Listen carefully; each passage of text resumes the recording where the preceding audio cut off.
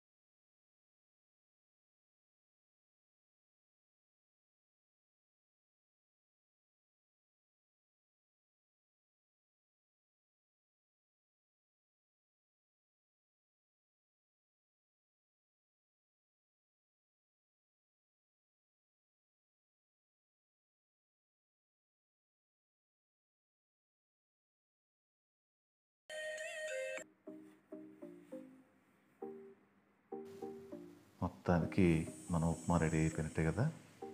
అబ్బా, ఆ స్మెల్లే డిఫరెంట్గా ఉంది.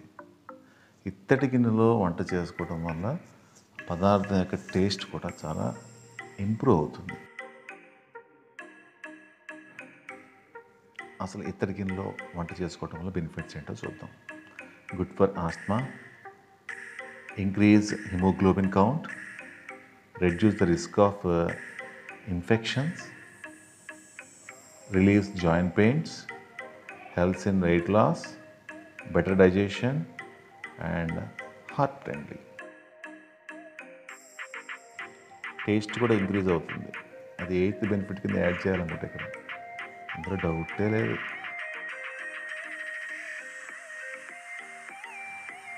సో మన ఉప్మా రెడీ. తినబోయే ముందు ఒక్కసారి దేవుడికి నైవేద్యం పెట్టి తిందాం.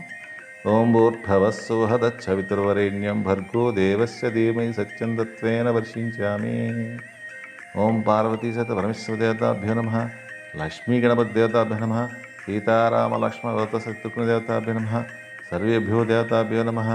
అవసరార్థం ఉప్మా నైవేద్యం సమర్పయామి. ఓం ప్రాణాయ స్వహ వ్యానాయ స్వ ఉదాయ సమస మధ్య మధ్య ఉదకపాని సమర్పయామి. హస్తోపక్షాలయం పాతోపక్షాలయామి శుద్ధ ఆచమన్యం సమర్పయామి. అబ్బా, ఇది కూడా యాడ్ చేశారా? ఎయిటర్ ఎవర్రా బాబు. Anyway, thank you for watching friends. Thank you very much.